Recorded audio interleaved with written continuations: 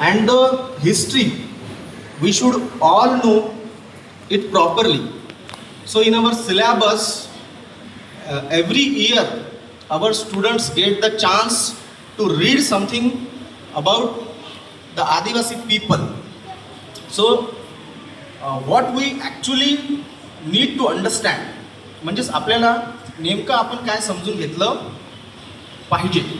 तर बरेच वेळा आपण समाजात जगत असताना पाहतो की आदिवासी म्हटलं तर काय बा मागासलेले किंवा गरीब, पिछडे, अज्ञानी, म्हणजे असा एक ॲप्रोच असतो बऱ्याच वेळा काही लोकांचा.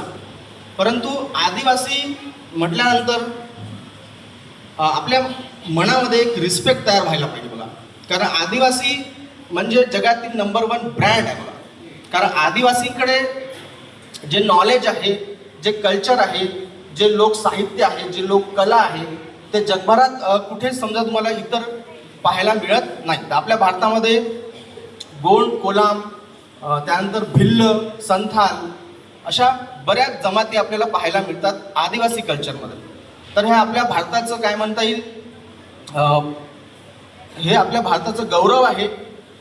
So it is fortunate, so we are very fortunate that we have Adivasi culture, की आपण म्हणजे भाग्यशाली आहोत की आपल्याला आदिवासी कल्चरचा म्हणजे आपल्याला सहवास लाभतो आहे.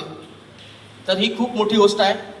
कारण आदिवासी समाजामध्ये आपण पाहतो म्हटलं तर त्यांच्या परंपरा, लोकसाहित्य, लोकनृत्य, तर याच्यातनं खूप बऱ्यापैकी म्हणजे आपल्याला आपलं नॉलेज वाढवता येईल बघा.